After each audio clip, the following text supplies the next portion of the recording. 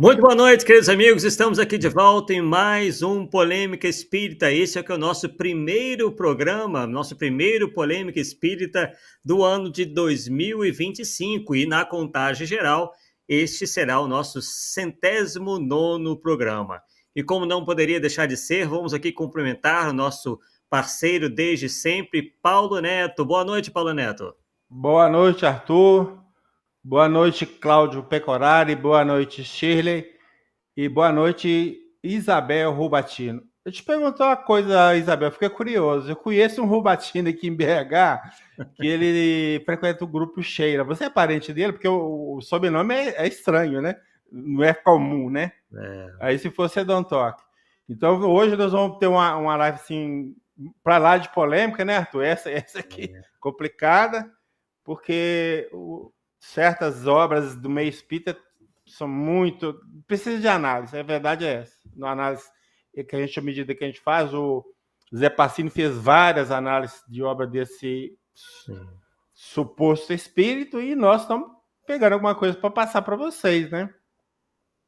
Mostrar que eu, na minha opinião, assim, pelo que eu vi, eu acho que o Arthur também chegou a essa conclusão, que esse tal do Dr. Inácio de Bacelli é de Bacelli mesmo, não é o Dr. Inácio Ferreira, não, entendeu? Não tem nada a ver com ele, não, tá certo? Então vamos lá. Exatamente, Paulo. E ao tomar conhecimento, né, desses livros, a gente começa a entender, né, Paulo, onde é que vem tanta fake news, né, como se diz hoje em dia, tanta fantasia, tanta informação que a gente vê claramente, né, que são equivocadas, tanto do ponto de vista doutrinário, como também essas tentativas de dizer quem foi quem em outra encarnação. Parece que esses livros aí, né, têm sido a fonte de boa parte, né, Paulo, dessas informações equivocadas, né? Infelizmente, o que eu percebo em algumas situações, Arthur, e aí, obviamente, eu posso estar enganado, que as pessoas aproveitam do nome de Chico. É. O nome de Chico vende, o nome de Chico dá Uhum. ibope, dá like, daí vai para aí afora, então você aproveita, porque tá certo. É. Inclusive o próprio Chico disse, ó, o que eles dizem que eu disse, eu não disse, tá? Entendeu?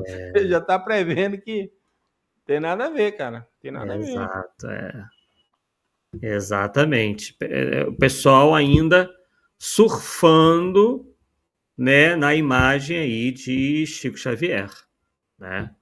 O que é uma pena, né? Porque realmente, bem, então vamos iniciar aí os nossos trabalhos da noite de hoje, lembrando que este não será o nosso único programa sobre esse tema, tá? Porque realmente é muito material que precisa ser analisado. Então, vamos lá, vamos iniciar. Bem, então essas são fotos, né, melhor dizendo, do doutor Inácio Ferreira, né? Do lado direito, uma foto em preto e branco, um pouco mais antiga, ele era um pouco mais novo, né? Porém, já com uma idade lá pelos seus 60 anos. E aí, à esquerda, já uma foto colorida, quando ele já estava com uma idade já bem avançada, uns 70 anos por aí, né? Então, só para vocês terem quem não conhece, né, os menos antigos no movimento, tá aí uma história. Caiu de novo. Antes de entrar já tinha caído. Aproveitando, damos boa noite aqui ao nosso amigo Rosário Rezende e José Oscar da Silva Lopes. Vamos aguardar o Arthur retornar, porque na noite de hoje ele ficou de desenvolver a live, né? E na próxima semana espero que seja eu. Já tenho o material mais ou menos preparado. E nós vimos que é muita coisa e não dá para fazer uma vez só, né? Então, no mínimo duas, não tem jeito, né?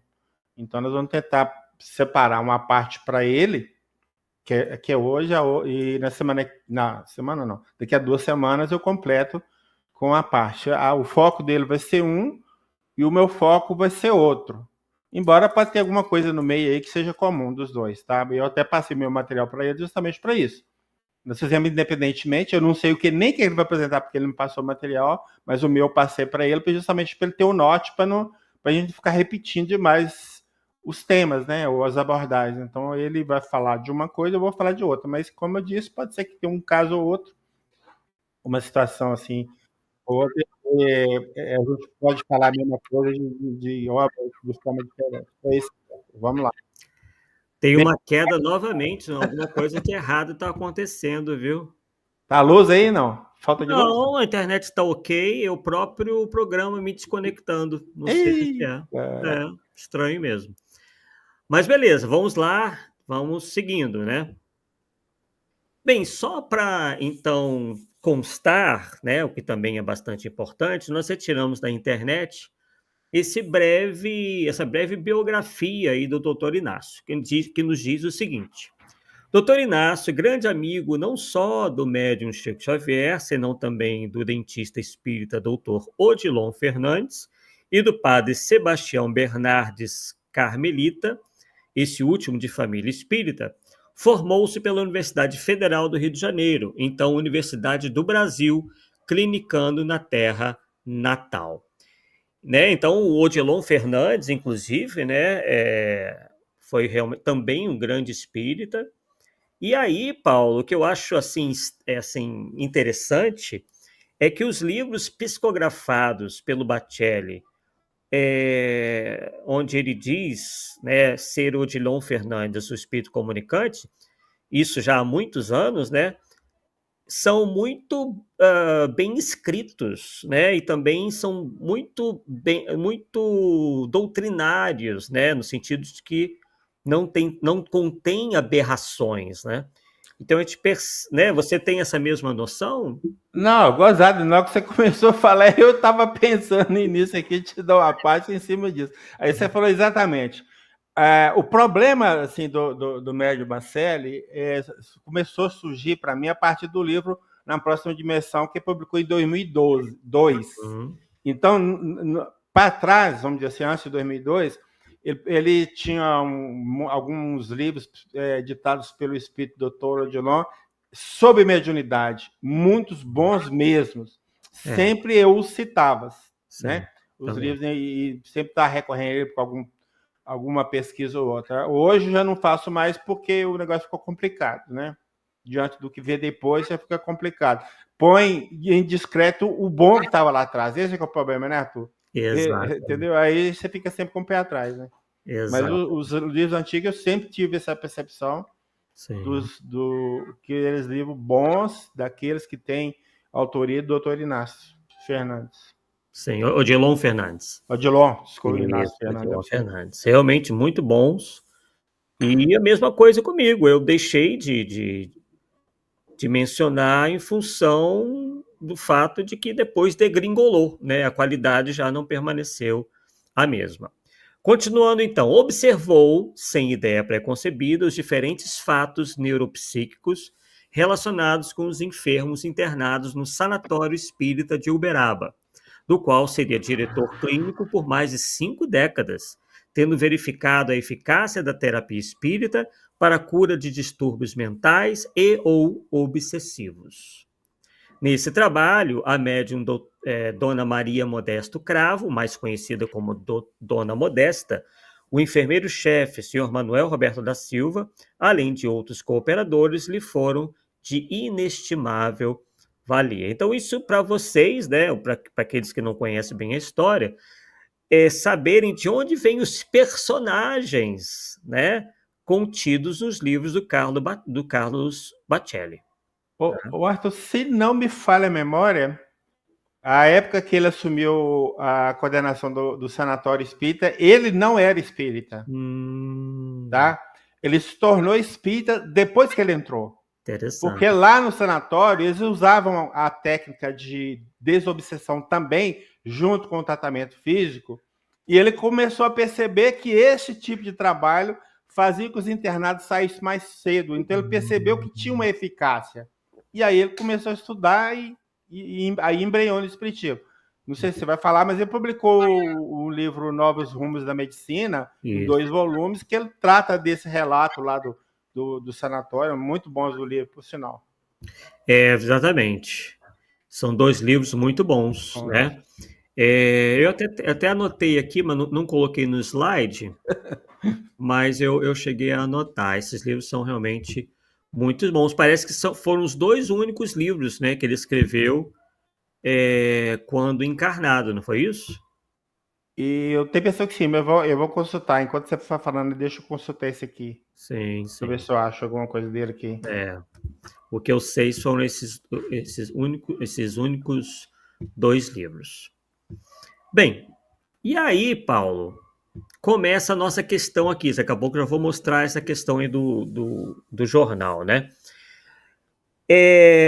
Temos aqui algo muito interessante que foi endereçado ao Paulo pelo Astolfo de Oliveira Filho, né, que é responsável pelo site O Consolador, onde ele nos informa o seguinte: o assunto acerca do rompimento, né, do Carlos Bacelli com o Chico Xavier. O assunto do rompimento ocorrido em dezembro de 1992 entre Chico e Bacelli foi noticiado no livro intitulado Novíssimas Revelações do Nosso Amigo Chico Xavier, de Luciano Napoleão da Costa e Silva, páginas 171 a 173, escrito em 1999 e publicado pela editora Alf, parece que é isso, tá um pouquinho tão pequeno ali para eu ler.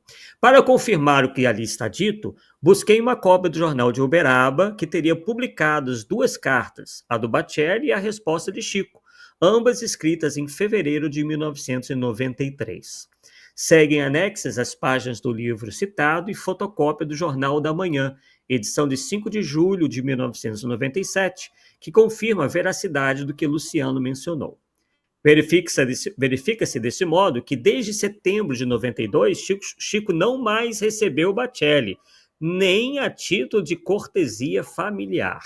Quando Chico desencarnou em junho de 2002, sem jamais haver reatado o relacionamento com Bacelli, já haviam transcorrido 9 anos e meio desde o rompimento, o que torna estranhável a suposta facilidade que Bacelli tem em psicografar textos do Chico, uma facilidade, portanto, altamente suspeita. E ali assinado pelo Astolfo de Oliveira Filho, ele faz, né, essas 2 referências, e aqui eu vou voltar um pouquinho, né, para mostrar para vocês aí o jornal dizendo ali, né, como vocês podem ler, correspondência confirma rompimento de Carlos Bacelli e Chico Xavier. Alguma coisa a acrescentar sobre isso, Paulo? Não, é porque à medida que você está falando aí, eu fui lá pesquisar, aí tem uma biografia do Dr. Inácio de Oliveira, Ferreira de Oliveira, na FEP, a Federação Espírita do Paraná. Então está falando o seguinte, que ele, em 1942, ele publicou um livro chamado Tens Razão. Ele é mais para defender as acusações médicas que tinham em relação ao espiritismo. Depois, Novos Rumos à Medicina, volumes 1 e 2, 1945 e 1948. Em 1941, ele publicou Espiritismo e Medicina. Em 1940, ele publicou Psiquiatria em Face da Reencarnação. Esse eu tenho, que eu esqueci dele. E em 1982, publicou o último, Peregrinos da Vida. Então, esses são os livros que eu encontrei da autoria dele. Legal. Então, espíritas, assim, né, com orientação espírita, seriam 3. Pelo jeito, esse primeiro, ele tem a ver...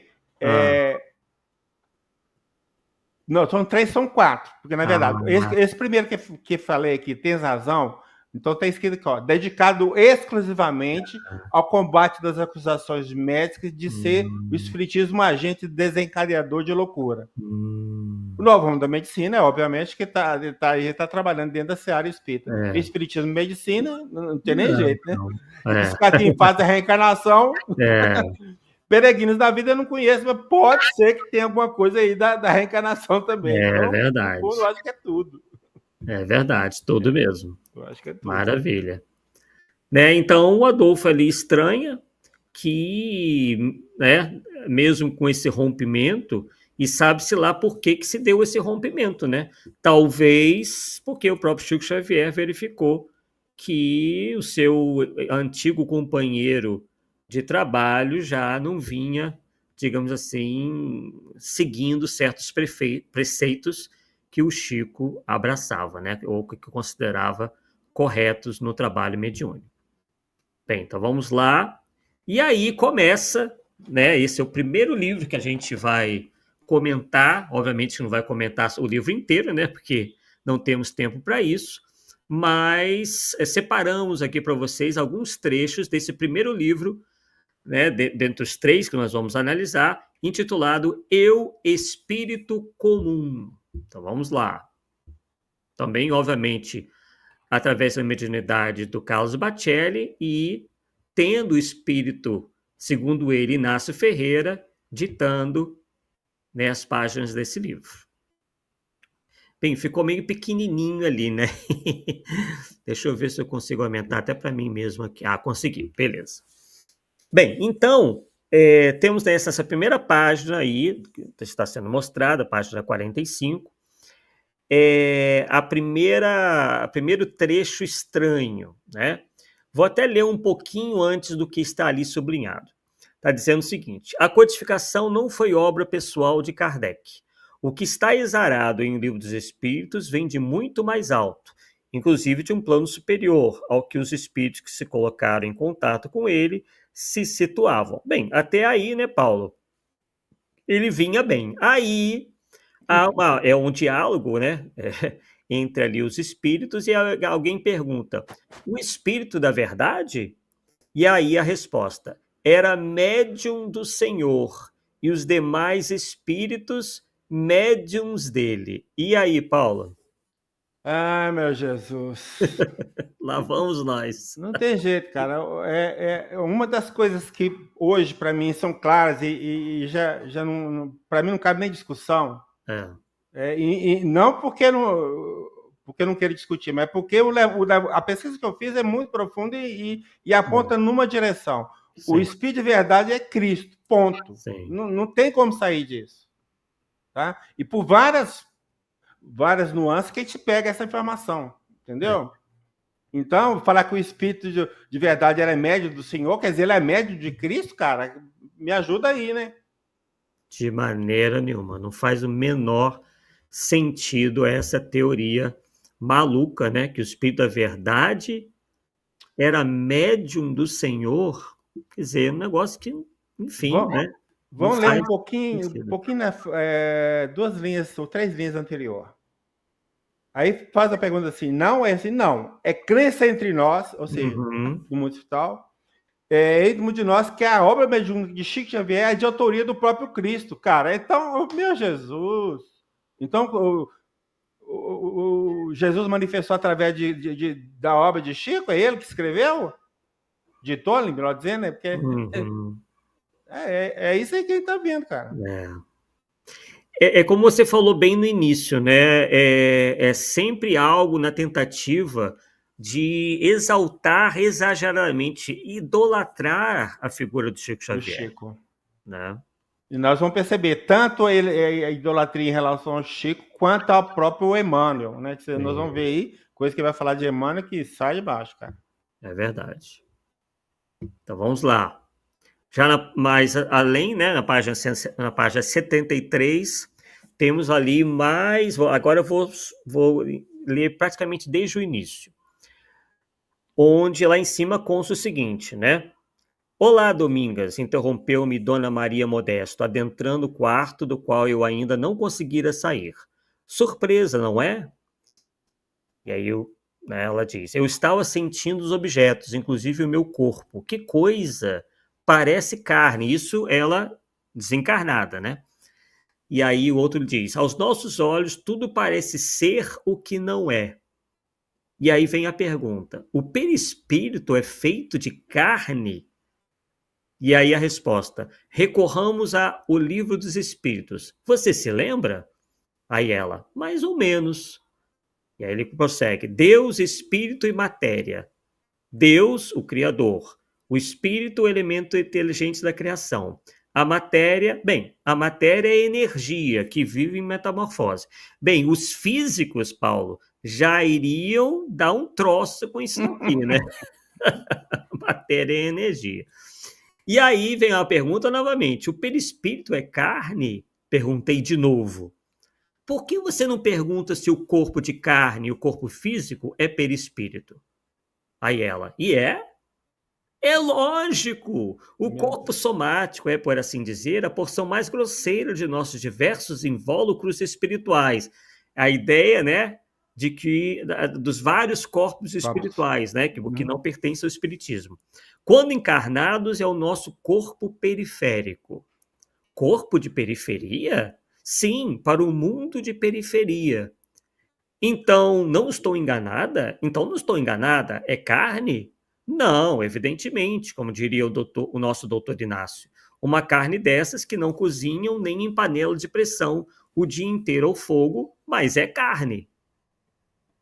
Carne que não é carne? Que isso? Entendi nada. Meu Deus do céu. Então, perispírito agora virou um corpo de carne, é isso? É. Pelo amor de Deus. Bom, Meu Jesus. é difícil até de comentar, né, Paulo? É uma coisa Tem, tão tem nem como, né? despropositada, né?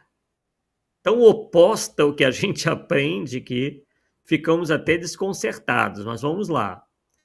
Bem, então agora vamos para um outro livro, Reencarnação no Mundo Espiritual. Mesma questão, né? Carlos Pacelli, pelo espírito Inácio Ferreira. E aí temos lá. Então vou ler também desde o início para que vocês entendam, né? Que página aí, Arthur? Você consegue ver? Sim, sim. Você estava. Bem, alguma coisa da página anterior, né? Impossível, eu sou um homem justo, honesto, cumpridor de meus deveres. Nunca traí minha mulher e sempre fui fiel a Jeová Deus.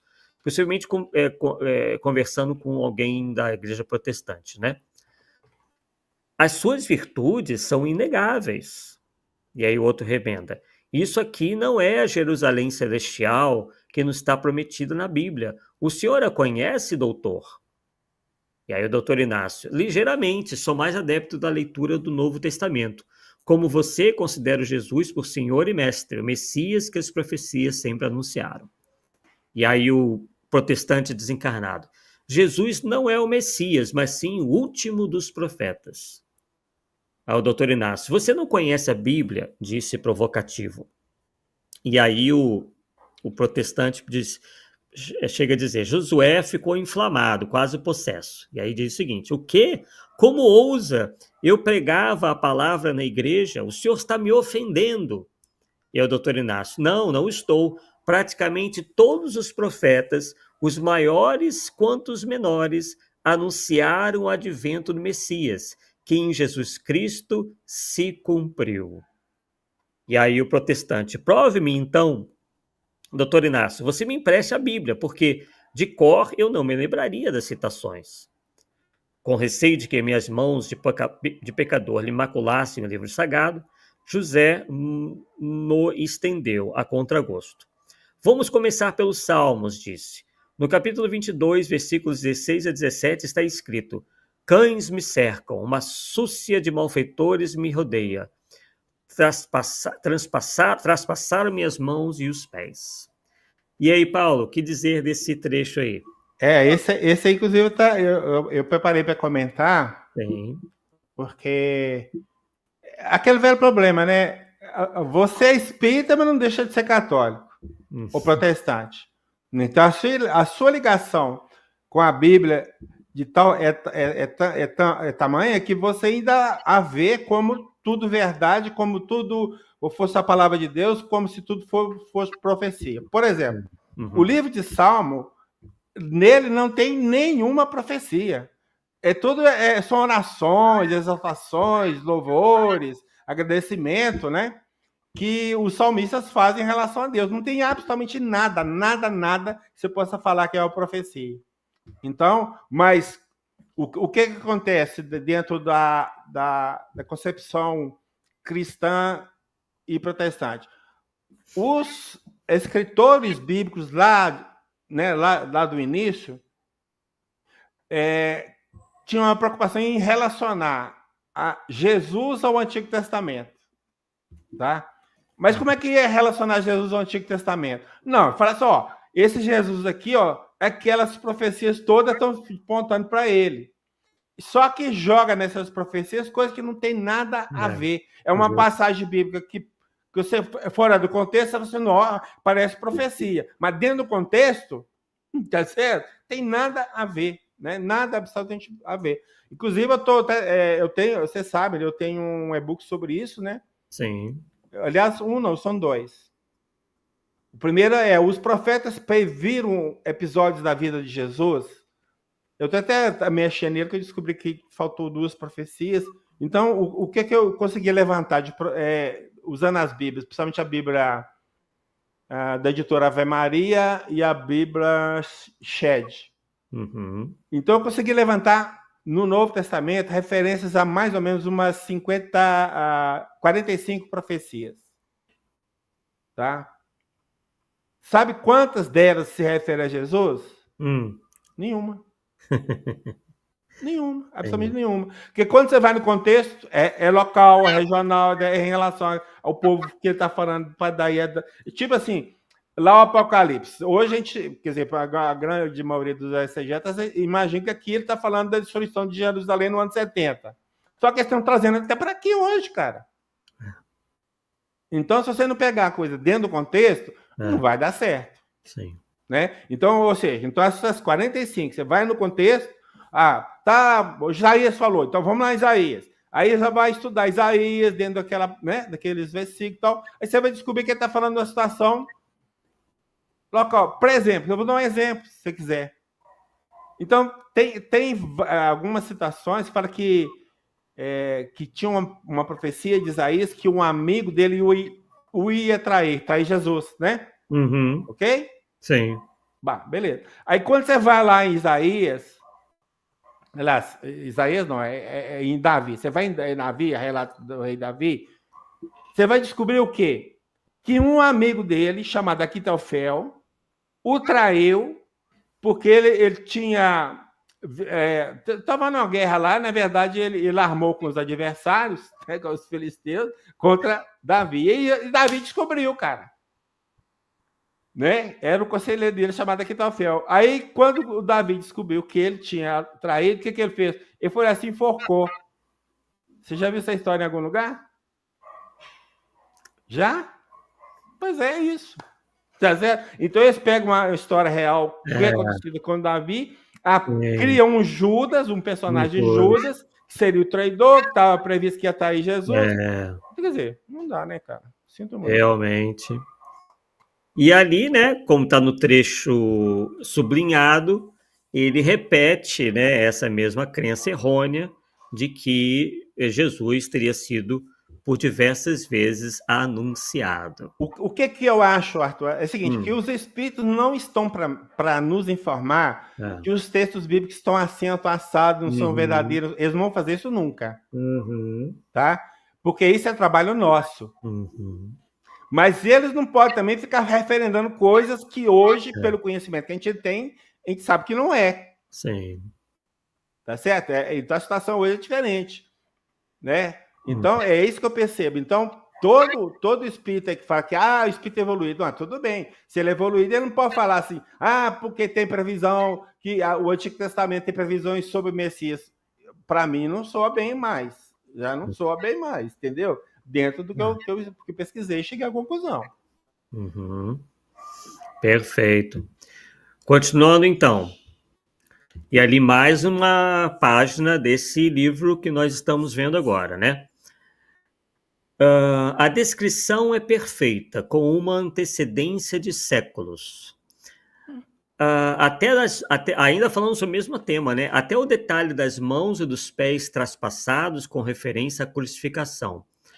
E dos ossos que não foram quebrados pelos romanos para que a vítima se asfixiasse mais depressa, e dos soldados deitando sorte sobre a sua túnica. E é uma outra fala ali, uma coincidência talvez. Os salmos de Davi são orações e cânticos. E Aí, depois. ó, o que eu falei? É, sim. E depois Davi não era profeta. Então, se você me permite, vamos a Isaías. Ele era profeta, não? E a resposta, um dos maiores. E depois o comentário. No capítulo 7º, versículo 14. Portanto, o Senhor mesmo vos dará sinal. Eis que a virgem conceberá e dará à luz um filho. Ele chamará Emanuel. Isaías, com sua sensibilidade, revelou até o nome que ao Messias seria dado. Como estudioso da palavra, você não ignora o que está no capítulo de suas anotações, versículos 21. Ah, não. É isso? Não ignora o que está escrito no Evangelho de Mateus, logo no primeiro capítulo de suas anotações, versículos 21 e 23. Eu pulei ali uma hora a frase. Ele foi chamado de Jesus. E aí o comentário, sim, mas na raiz do seu nome nos depararemos com o mesmo significado espiritual, de forma que Jesus e Emanuel são praticamente sinônimos, querem dizer Deus conosco. O termo Messias se traduz pela palavra Cristo. Jesus proclamava sua unidade com o Pai. São dele as palavras, eu e o Pai somos um. É óbvio que ele não estava se comparando a Deus. E aí, Paulo, o que dizer dessa página aí?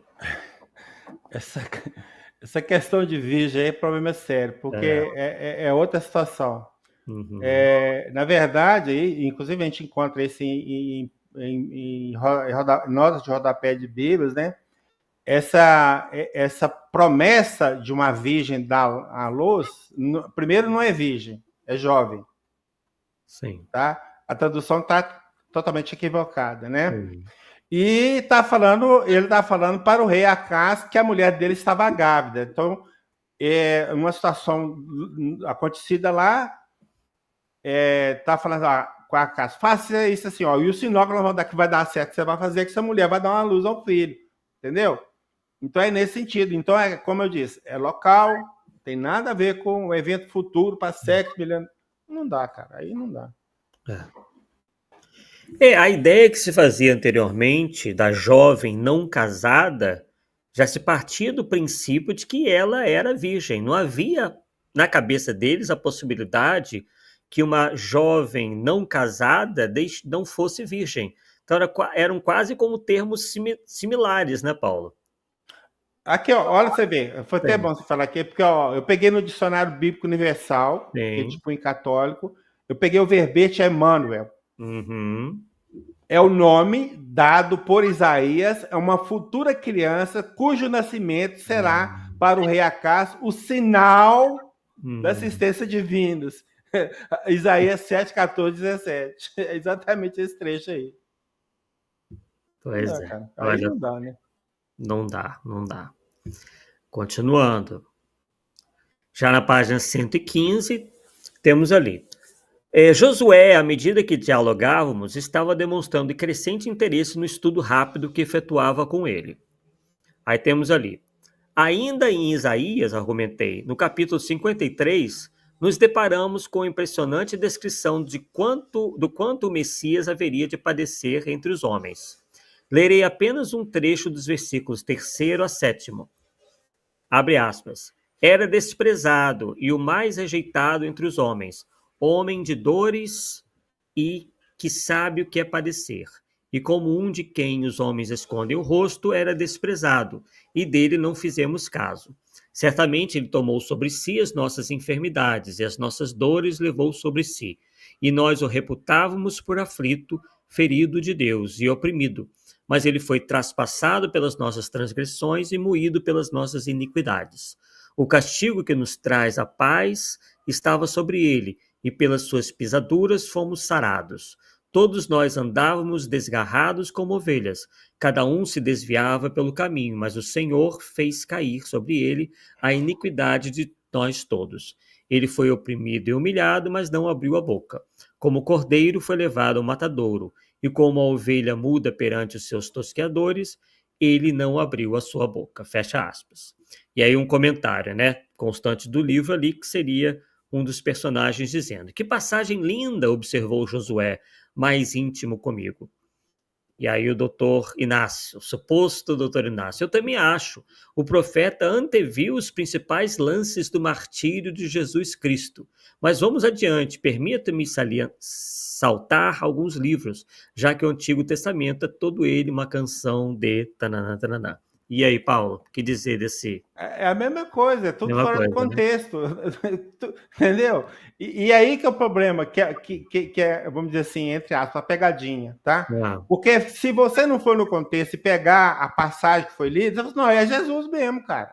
é. Você vai acreditar, porque é muito genérico a informação, né? Uhum, Entendeu? E algumas coisas que aconteceu com Jesus ali, se encaixa e tal. Aí isso não, é para Jesus. Mas agora, quando você vai no contexto, aí, uhum, bicho, não tem nada, absolutamente nada a ver. Nada de nada de nada. é.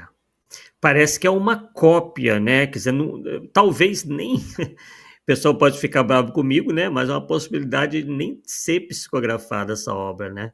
Simplesmente. Eu tenho a impressão que algumas coisas aí, sinto muito, Arthur, isso aí É, é tirado de alguma coisa, é, ou é da cabeça do próprio é, medianeiro, que está inventando coisa aí para é, justificar os personagens que coloca no livro, né? Porque ele é, coloca o Dr. Inácio, mas outros personagens entram aí para falar também. é, Então é uma confusão danada, cara. é verdade, para Um induzir ranço o leitor. católico aí fortíssimo. Ou É verdade. protestante, tanto faz. Esse Josué do diálogo aí é protestante, tá? É, protestante, exatamente. Deu para notar ali. Vamos lá. E agora vamos aí para alguns trechos da obra na próxima dimensão. Lembrando, pessoal, que a gente retirou assim apenas alguns trechos. Se a gente fosse realmente fazer uma análise da obra por completo, ia sair realmente coisas assim, ainda do arco e da velha, né? Então temos aí na próxima dimensão, novamente, Carlos Bacelli e Inácio Ferreira como espírito. Vamos lá. Isso é muito simples, diz lá. A mediunidade possui nuances que sobre a Terra vocês estão longe de entender. É sabido, e aí vai começar a questão de quem foi quem em outras encarnações, né? É sabido, por exemplo, que Camille Flammarion era a reencarnação de Galileu Galilei. E aí, Paulo, faz sentido isso daí?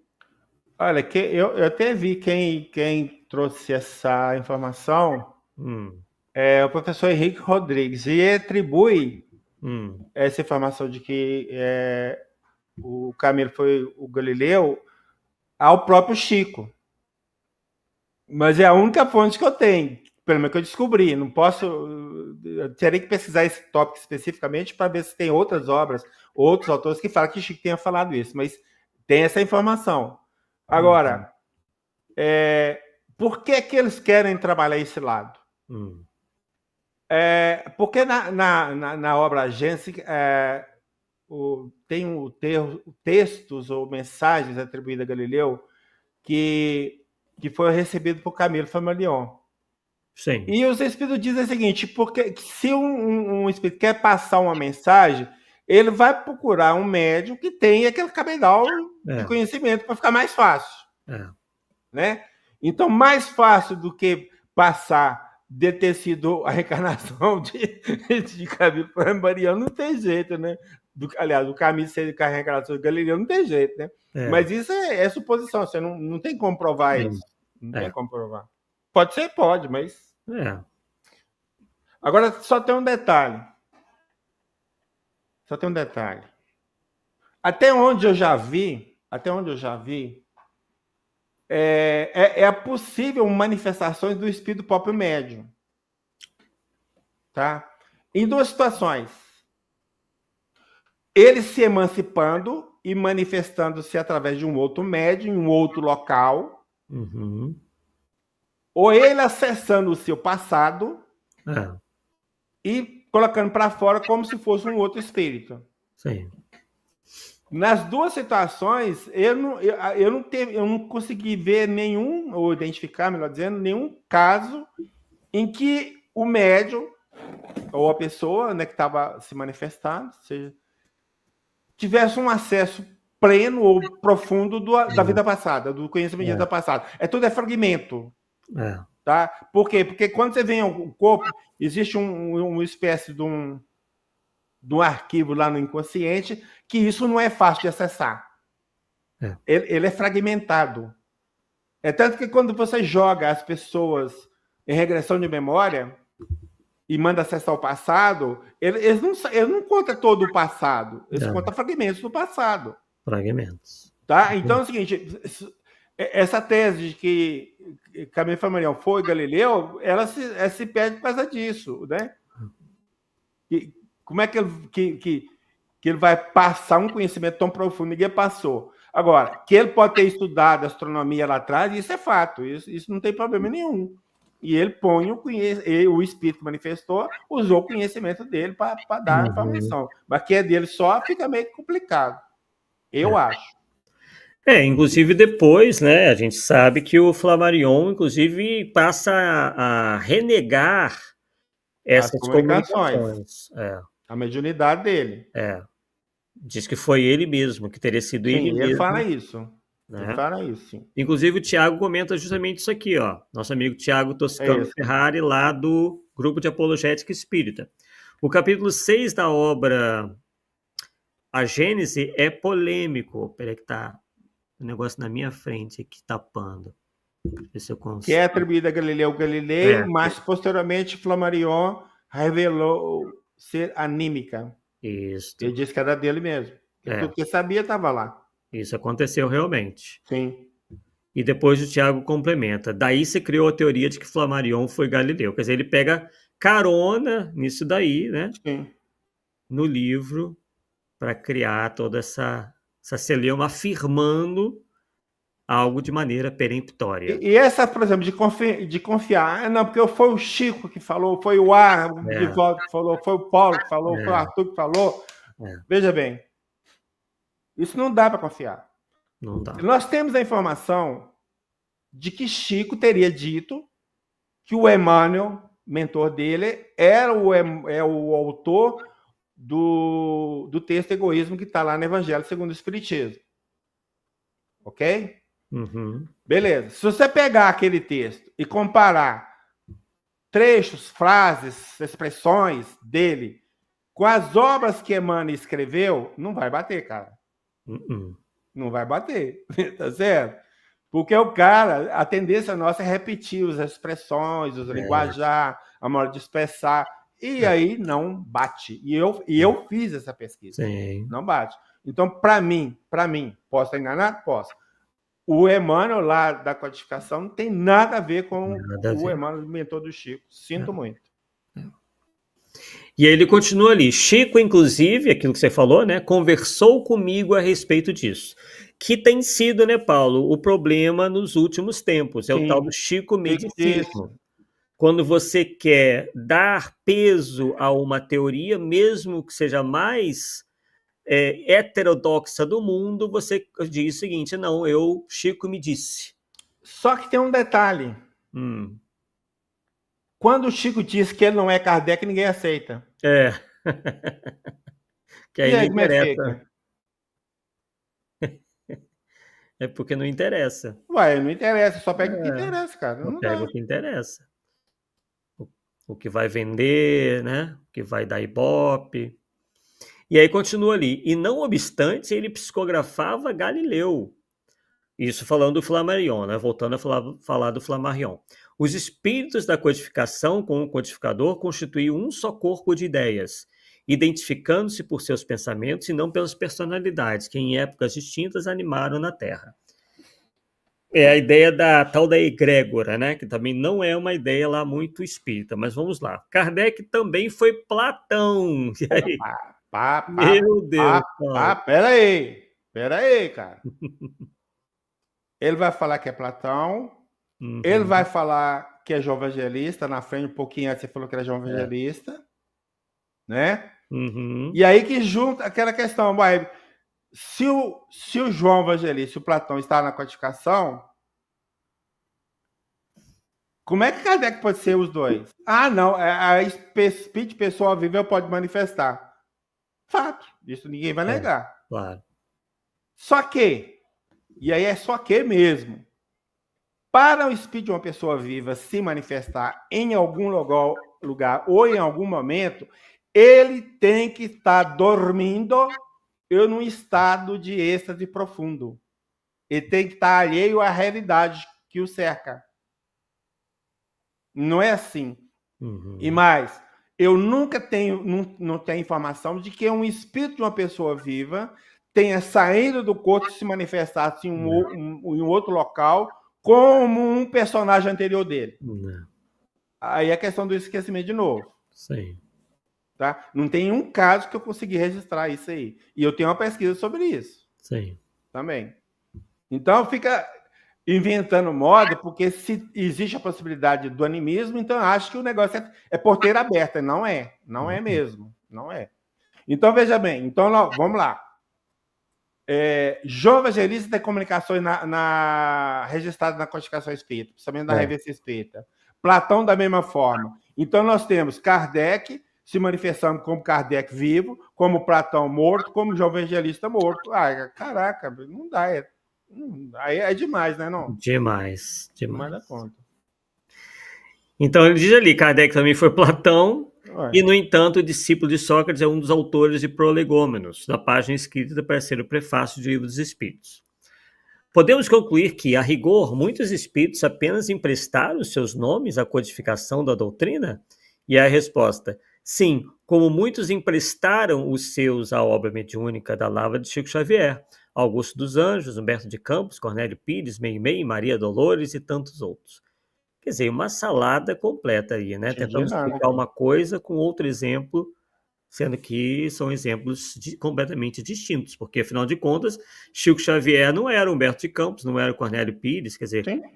Então, uma comparação nada a ver. Continuando. Ninguém prestou nome para ninguém, não. Não existe lá. As manifestações que estão na codificação são dos próprios espíritos que assinaram aquele nome. Sim. Quando há sei lá, aquele suposto empréstimo, vamos dizer assim, o espírito fala assim, eu estou aqui em nome de São Luís, ele pede para falar isso e fala. Não é eu sou São Luís e... Entendeu? E aqui o José Neto nos dizendo o seguinte, se ele é Platão, como explica o capítulo Kardec e Napoleão no livro Cartas e Crônicas de Irmão X? Se ele é Platão... Não entendi. Tem alguma coisa lá sim, eu agora não lembro exatamente. Eu acho que vai falar que Platão está num grupo de espíritos que apareceram lá, depois fala Kardec separado. Eu acho que é mais ou menos isso, se não me engano. Não é isso, Zé? Parece que sim. Então aí complica tudo, cara. Então, por exemplo, aqui também, nessa obra, vai falar que. Vamos lá. Vai falar que Chico seria Francisco de Assis. Olha, se Chico é Francisco de Assis, e Chico é Kardec, então Kardec é Francisco de Assis. Beleza? Tá. Lá na obra A Caminho da Luz, Emmanuel vai fazer, num tópico, vai fazer referência a Francisco de Assis, e num tópico mais à frente vai fazer referência a Kardec, ok? Sim. Por que não ligou os dois? Falando que é o mesmo personagem. Ué, não, entendeu? Aí tinha que falar assim, ó, Kardec, o Francisco de Assis voltou como Kardec, fez isso e aquilo. Beleza, tudo bem. Mas nada, nenhuma ligação. Nenhuma ligação. E tem uma obra aí que a autoria pode ser questionada, tá? Mas são dados que a gente pega, pode estar certo como pode estar errado. É o Espírito Miramês, que lá no Filosofia Espírita, num dos volumes lá, ele vai falar do período de intermitência. O que seria isso? É o período entre uma encarnação e outra. Que esse período não tem prazo definido. Pode ser de um dia ou milhares de séculos, né? Vamos dizer assim. Mas espíritos do nível de Francisco de Assis gastaria 1000 anos para retornar à Terra. Tá certo? Então você pode imaginar o nível de evolução dele. Também, tá certo? E é o José Neto complementando ali, né? Explicando essa questão que ele apresentou anteriormente. É exatamente isso mesmo. A reunião lá no meio, espíritos de antigos filósofos e Césares, quando Kardec adentra, todos se ajoelham, inclusive Sócrates e Platão. Não, Zé, essa só uma correção aí. Essa entrada de todos os ajoelhos, na verdade, não foi Kardec que entrou, não, tá?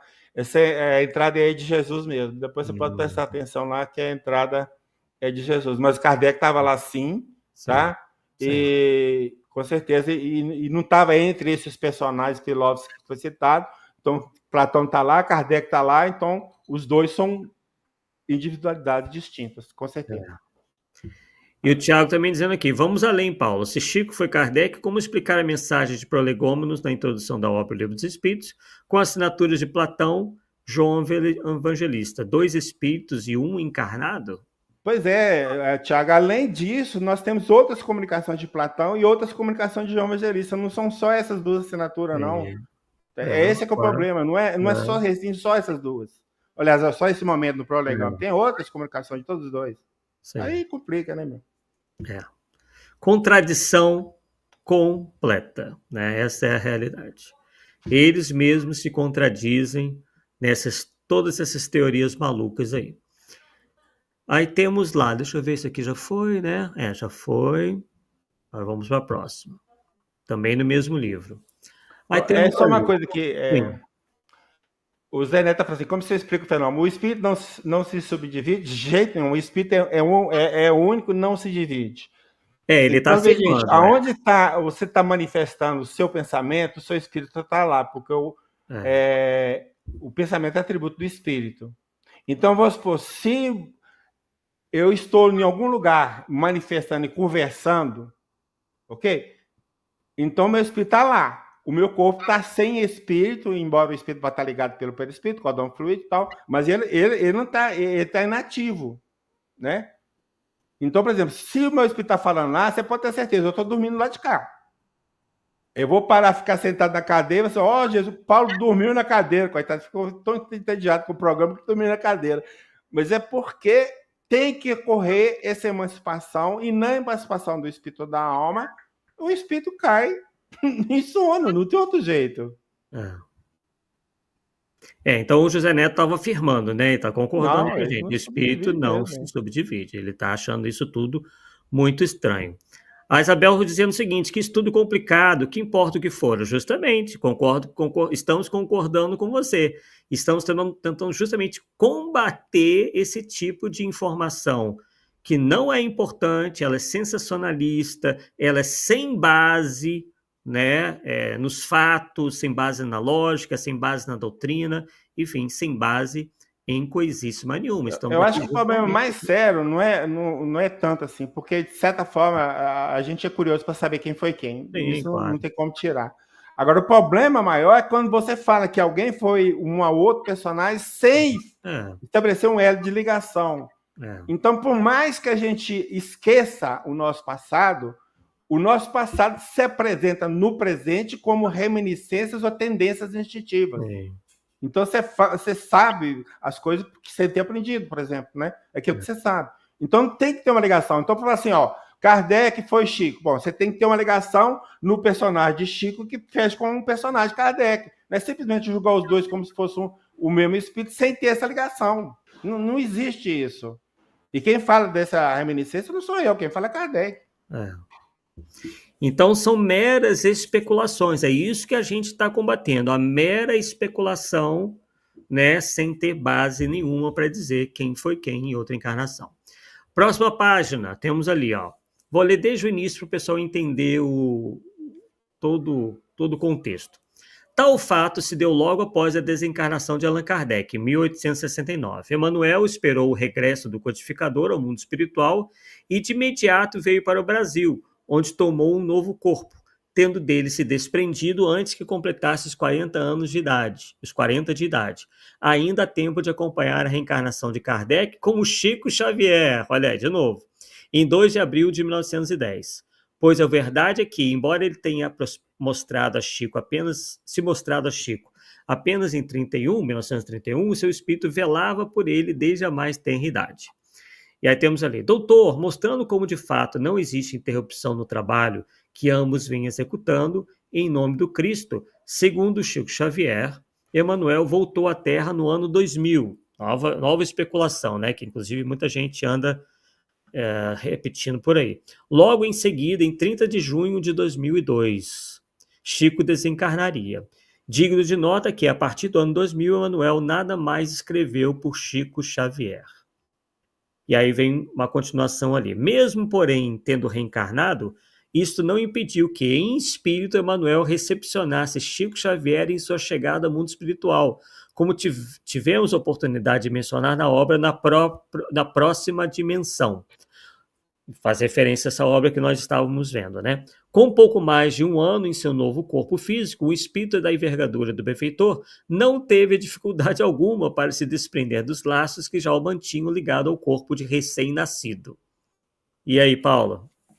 E aqui até negócio, quando você vai reencarnar, você esquece o passado. Como é que, hein? Como é que fica?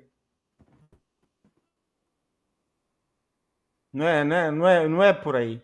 As coisas acontecem, sim, mas não com a facilidade que colocam. E não é para todo mundo.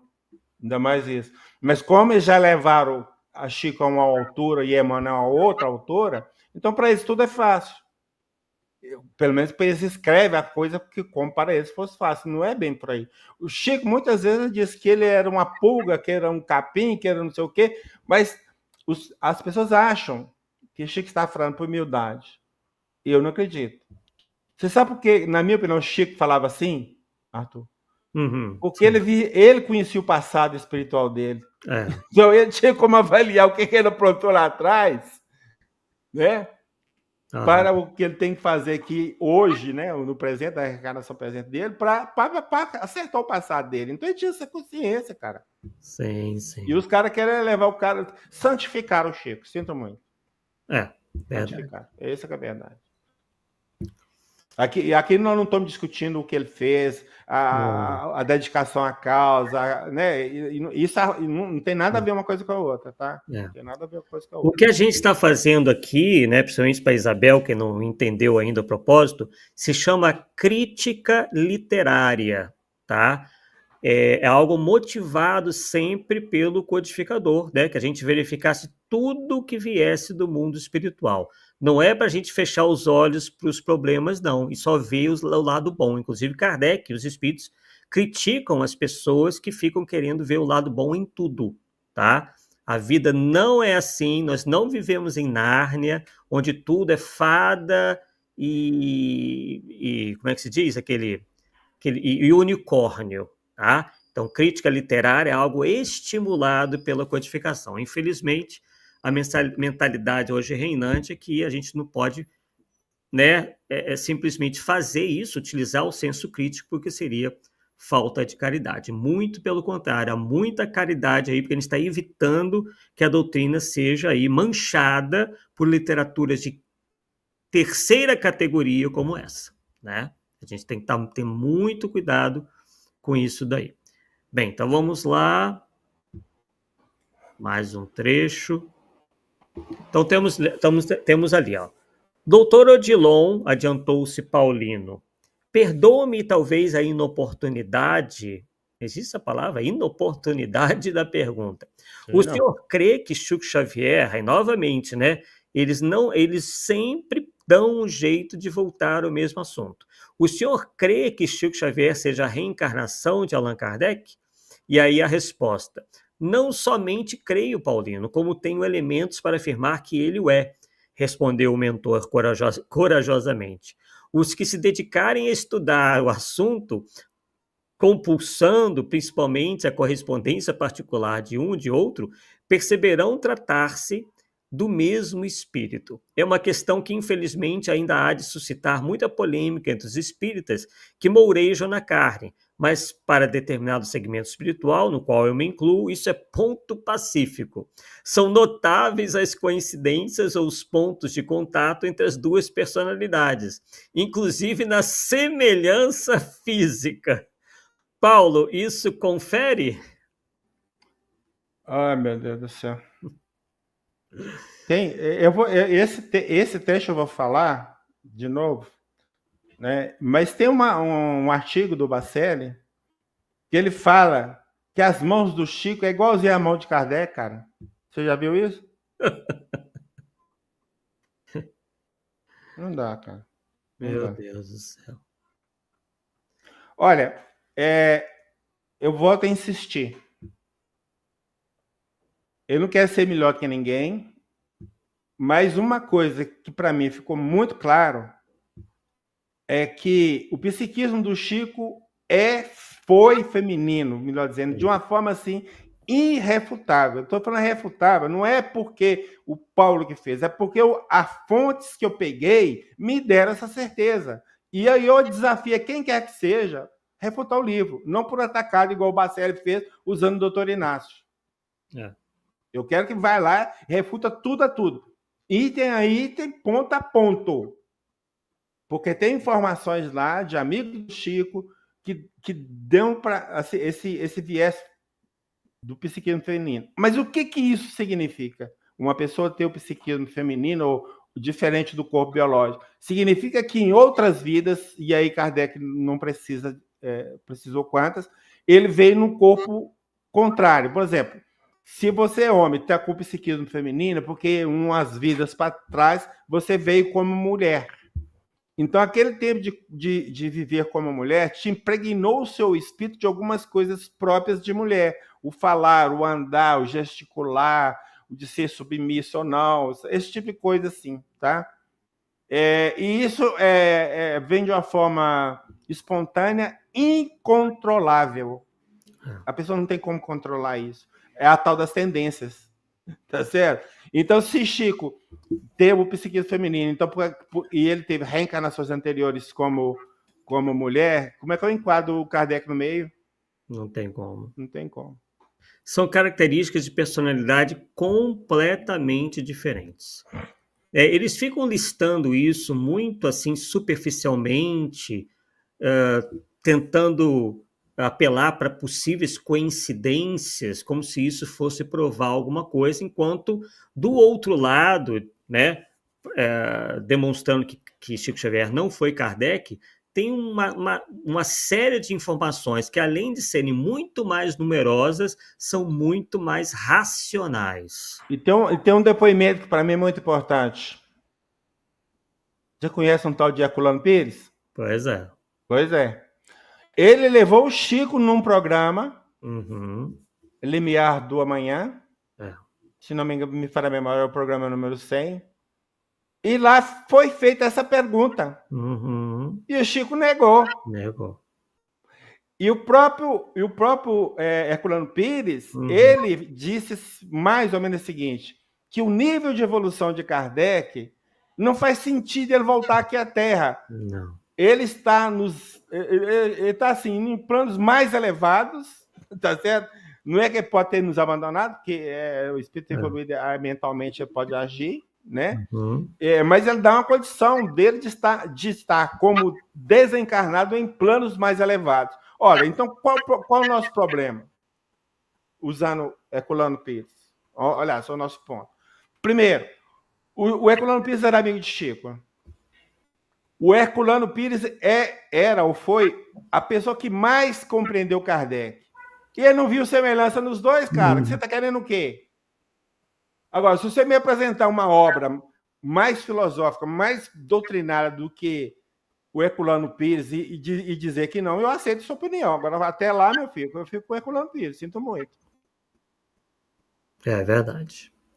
É uma forçação de barra muito grande, uma teoria que não encontra respaldo nenhum nos fatos, enfim, nos estudos que são feitos de comparação de personalidade, de passado espiritual, não bate de maneira nenhuma, como inclusive o nosso programa Polêmica Espírita nasceu daí, justamente dessa polêmica, né, que nem deveria ser polêmica, deveria ser apenas considerado uma teoria esdrúxula, né, onde lá nos primeiros programas, os primeiros 7 programas, o Paulo desenvolveu não só essa questão aí da alma feminina, mas uma série de outros pontos que demonstram que Chico Xavier não foi Allan Kardec reencarnado. E Kardec não foi Platão, Kardec não foi Francisco de Assis, e Kardec não foi João Evangelista. Exato. E percebam que quem insiste com isso não somos nós, a gente não está insistindo nisso. Quem insiste é essa literatura. Então, o que nós estamos fazendo aqui é mostrar que quem está levantando essa lebre, quem está desviando, desvirtuando o trabalho espírita não somos nós. Nós estamos fazendo uma crítica literária e apontando os problemas. Tá? Por nós estaríamos discutindo espiritismo aqui. Só que, infelizmente, há esse tipo de material circulando por aí e desinformando as pessoas. O Pacini Minas Gerais, Juiz de Fora, e tem. Ele tem vários artigos que ele faz essa análise crítica das obras, sim, várias obras, inclusive dessas daí que nós estamos comentando aqui. E cita os pontos, as contradições, as coisas que não batem, por alto, porque se for pegar tudo da obra, vai dar outro livro, né? Exatamente. Então vamos lá, temos aí na página 55, ainda no livro Na Próxima Dimensão. Temos lá, né? É claro que a tarefa que Chico Xavier desdobrou no começo do século passado se deu em condições um tanto diversas da que cumpriu com a identidade de Allan Kardec. Então, novamente, vemos um trecho onde ele novamente volta a essa questão. O meio não deixa de exercer certa influência. Poxa, ok, né, Paulo? Sim. O meio exerce certa influência, sim, mas não ao ponto de modificar completamente a personalidade, né, do espírito, né, ou fazê-la tão diferente de uma encarnação passada, né?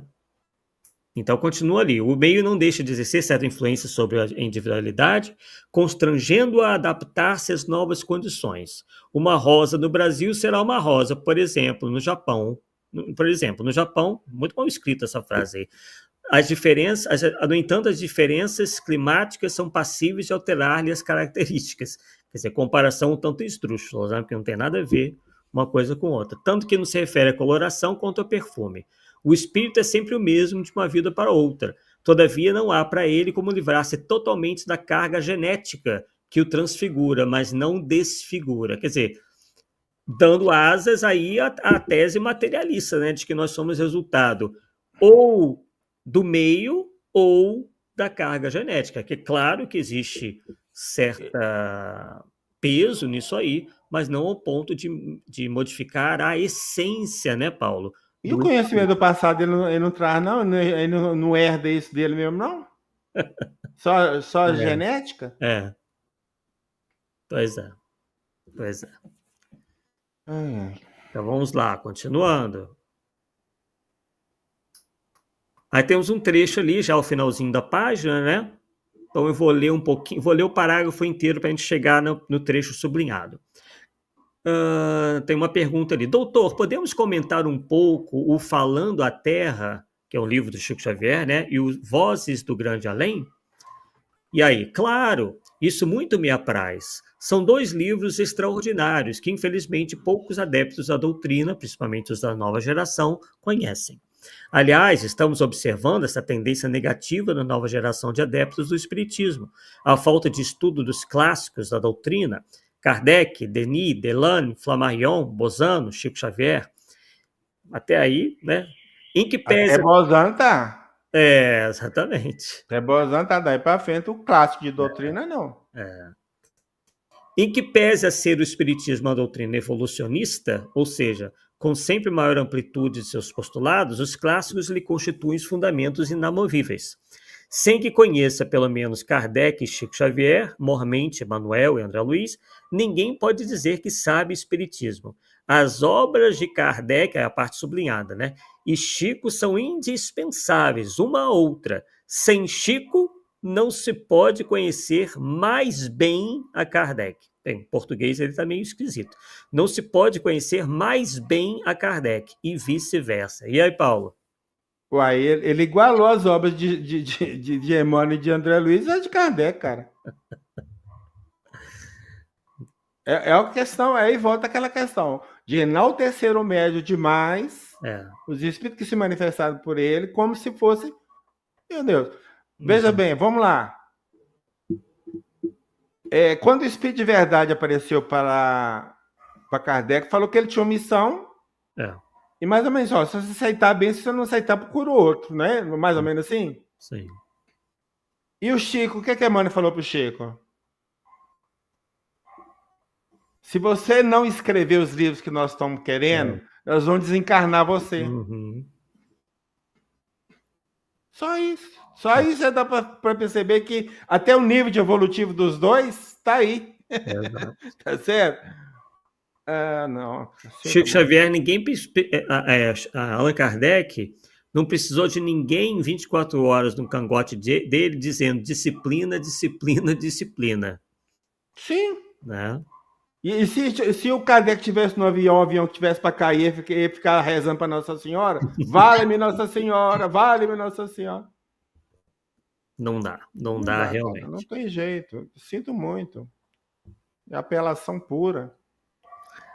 Novamente, página 100, temos lá, o Espiritismo é o cristianismo. A obra mediúnica de Chico é toda voltada para o Cristo. Foi com a tarefa desenvolvida por Emmanuel Chico que o Espiritismo adquiriu mais nítidos contornos cristãos. Ah, Sem o trabalho conjugado dos dois, o Espiritismo não teria as características do Consolador. Quer dizer, nesse caso aí, Kardec fez um trabalho incompleto e que não tinha essa vertente ligada ao Cristo, a Jesus. É isso que ele está dizendo aí, né, Paulo? sim. O que é um tremendo de um absurdo. E aí continua. Então, indiretamente, o senhor crê que Chico psicografava o próprio Cristo? Ai, Nossa. próprio Cristo. E a resposta, digamos assim, Chico psicografava a essência do pensamento de Jesus. Sendo psicógrafo de Emmanuel, ele era psicógrafo do Cristo. Por quê? Porque o Cristo era a fonte de inspiração de Emmanuel. Ele nada fazia de moto próprio. Os espíritos em geral escreviam pelo Chico? Eram direta ou indiretamente auxiliados por Emmanuel. Há, porém, uma mensagem da lavra mediúnica de Chico que o senhor diria ter vindo diretamente do Cristo? Sim, trata-se da página intitulada Vozes do Espírito, que, aliás, durante muitos anos, Chico, com a sua humildade, a manteve em seus arquivos. E depois, sem alarde, fez com que integrasse a coletânea do livro Aulas da Vida, Eila. E aí aparece um trecho aí do livro, né? A natureza é minha mãe, o universo é meu caminho, a eternidade é meu reino, a imortalidade é minha vida. Ué, Arthur, mas Voz do Além? Vozes do Espírito. O Ah, nome não, tá. é Tá. Vozes do É outra Espírito. coisa, não é Voz do Além, não. Voz do Além da renome mediúnica do Chico. É. Então, obviamente, né, novamente cometem esse exagero, né, em relação à questão do Chico Xavier e do próprio Emmanuel. Página 214. Temos ali pássaros de plumagem maravilhosa e canto maravilhoso, mavioso, esvoaçavam perto, sem nenhum temor da nossa presença. Na mata que Roxinol. se estendia a perder de vista, não me parecia haver predominância de uma espécie animal sobre a outra. Eu tinha a impressão de que tudo, inclusive o espaço, era equitativamente dividido, o que emprestava ao ambiente uma harmonia incomparável. Não foi sem grande surpresa que notei num galho de árvore a presença de um ninho entretecido com ramos e flores. Aí vem um comentário. Trata-se de uma espécie de rouxinol que se aclimou no bosque, explicou-me André. Aí uma pergunta. Mas eles estão chocando? Isso tudo seria no mundo espiritual, né, Paulo? É, mas veja bem, ele Ah. falou viu um roxinol. Aham. Já eles estão chocando ou ele está chocando? Ainda tem isso, né? E por que não haveriam de fazê-lo, doutor? Seria a Terra um mundo mais perfeito que o nosso? Enganam-se os que pensam que nós sejamos, aí vai continuar ali, né? Só que, né, Paulo, ao mesmo tempo, os espíritos na codificação dizem que há belezas em toda parte, né? Que a questão da beleza é algo, de alguma maneira, relativa, né? Não quer dizer que no mundo espiritual não haja belezas, mas não necessariamente tem que ser belezas idênticas às da Terra, né? Então, parece que houve ali uma forçação de barra, mas vamos lá. Então aí ele prossegue, né? A vida sempre passa de uma dimensão a outra, rodeia-nos uma dimensão invisível. Esperaríamos o quê? Ou os homens nos acreditam igualmente desprovidos de pulmões? E aí a pergunta: e nascem crianças por aqui? Quer dizer, nascimento de crianças no mundo espiritual. André Luiz e Odilon se entreolharam e o amigo que nos acolhia respondeu-me: é claro que sim. Meu Deus. No entanto, convém que o senhor não se aprofunde agora neste assunto, pois correrá o risco de invalidar toda a sua obra. A reencarnação é constituída de nuances que os homens não poderiam entender. Quer dizer, ele está defendendo a reencarnação no mundo espiritual. Quer dizer, Exatamente parto no isso. mundo espiritual. Ora, havendo parto, haveria também relação sexual, então haveria também o óvulo, haveria o espermatozoide. E aí, Paulo, onde é que isso vai parar? Ué, mas o perispírito não é carne, cara? Normal. Ah, Tá. Meu Deus. olha, é difícil, viu? É difícil manter a seriedade numa hora dessa. A gente não sabe se ri ou se chora. O riso é um riso mais nervoso do que outra coisa.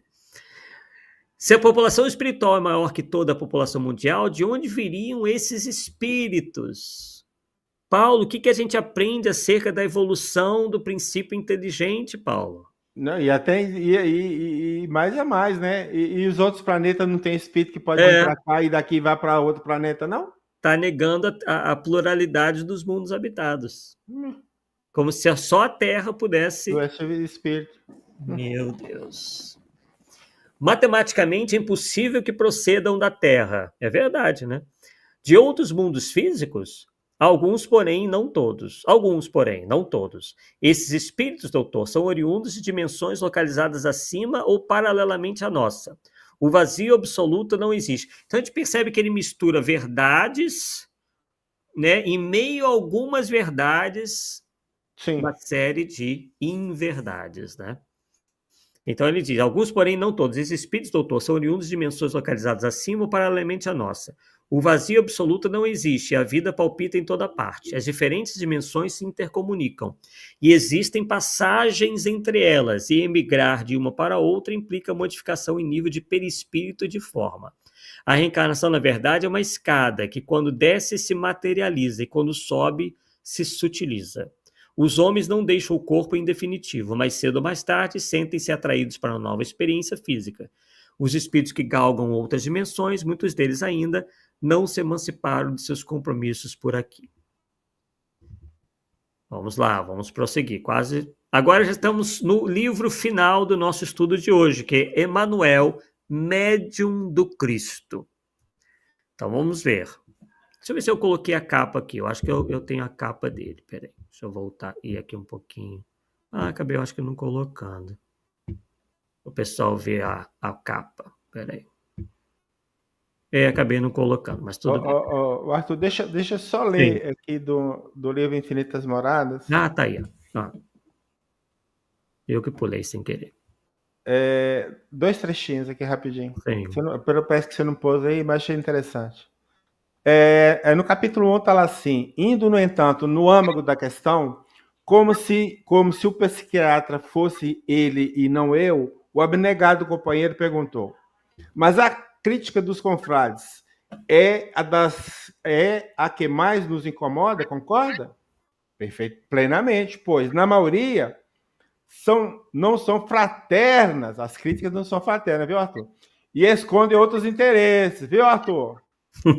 Perdoe-me, Odilon, mas você me conhece bem. Estarrece-me a estreiteza de raciocínio de tanta gente. O que eles tenho dito em minhas obras não são senão 10% do que gostaria. Quer dizer, gostaria de falar mais bobagem, né? Eu não me intimido, mas a pressão sobre o médio, que, diga-se de passagem, frequentava a minha casa desde a juventude, chega a ser impiedosa. Deu para entender o que ele está fazendo aqui? Ele tá criticando os críticos Sim. e defendendo o médio. Uhum. Tá certo? E um pouquinho na frente, porque você tocou aí, ele vai falar assim... o Odilon fala assim... um pouco ele fala assim...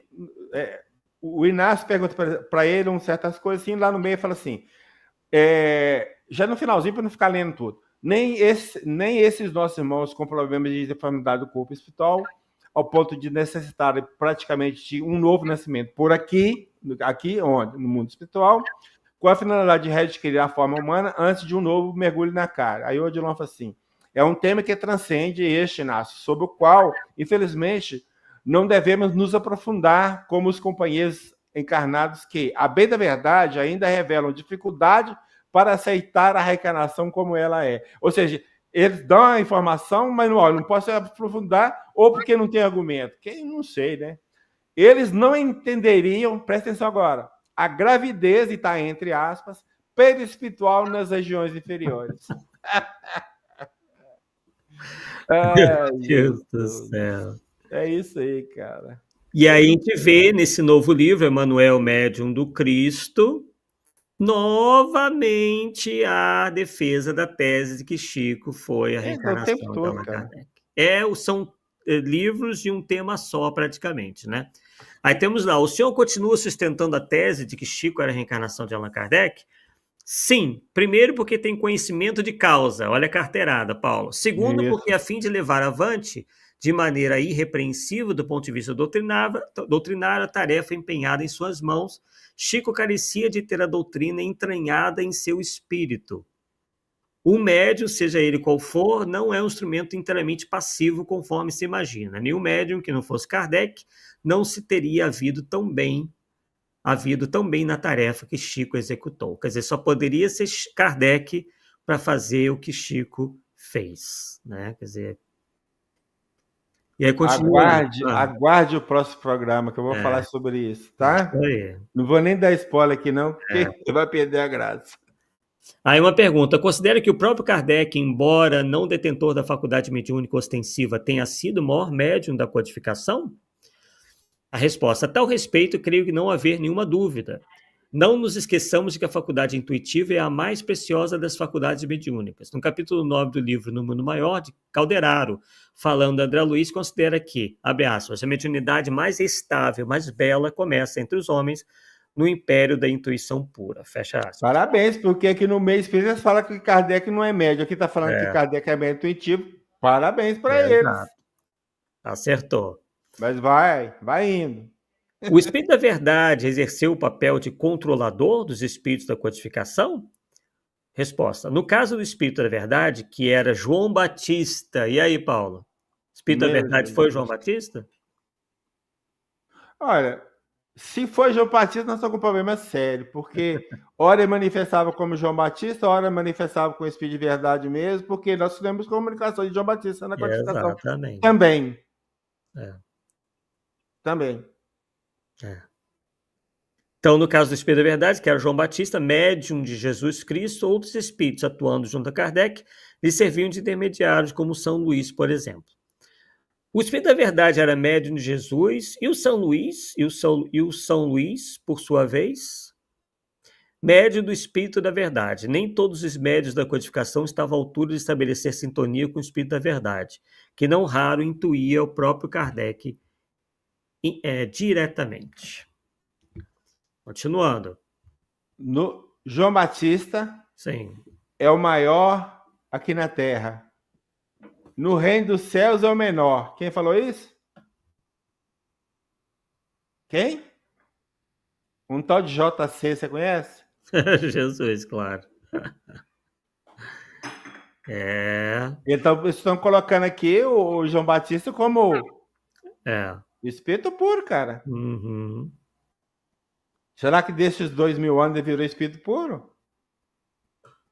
Provavelmente não, muito pouco tempo ainda, né? É pouco tempo, dentro da eternidade é pouco tempo. Aí temos ali, né, ainda dessa obra.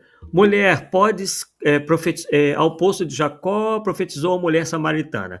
Mulher, podes crer-me que a hora vem quando nem nesse monte, nem em Jerusalém adorareis o Pai. Interessante que esse texto, tanto quanto aquele outro do prenúncio do Consolador, tenham sido anotados tão somente por João, sendo omitidos pelos demais evangelistas. O que o senhor aqui quer dizer com isso? que, dentre as suas múltiplas vivências reencarnatórias, Kardec era a reencarnação de João Evangelista, o discípulo amado. Daí podemos compreender o que o Cristo disse a Pedro a respeito dele. Se eu quero que ele permaneça até que eu venha, que te importa? O Espiritismo é a verdadeira anunciada parúzia, a segunda volta do Cristo. Se Kardec foi o João Evangelista e Chico era Kardec, logo... E aí a resposta, Chico Xavier era João Evangelista, que por sua vez também foi Francisco de Assis. Chico 2 vezes, não é? Paulo, Chico foi todo mundo, Paulo. Chico Sim. foi Platão, Chico foi Kardec, Chico foi Evangelista, Chico foi Francisco de Assis.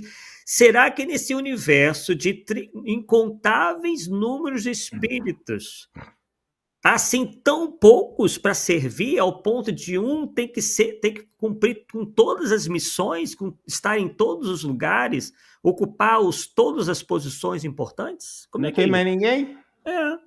Ele está faltando espírito, né? Tem um certo ponto, eu não sei se é na codificação ou uma outra escrita de Kardec, que ele vai falar que a educação é a obra da minha vida. Não é? Então, ele, antes de ser o codificador, ele foi educador, foi professor. E na codificação, essa parcela de professor, de educador, está bem clara lá. Sim. A forma de didática de escrever os livros, os temas, tá certo? Então, essa seria uma característica fortíssima para ele trazer para a vida seguinte. Sim. Certo ou não? Você vê isso no Chico? Não. Então temos o José Neto, né? O livro dos Espíritos dos Médicos, Kardec afirma que os animais são classificados e reencarnados quase que imediatamente. Contribuição aqui do José Neto, a questão lá do rouxinol, né? Aquela coisa toda. Bem, deixa eu ver aqui quem mais, antes de a gente seguir, né? José Neto ainda falando, portanto, a pura viagem alucinante com LSD.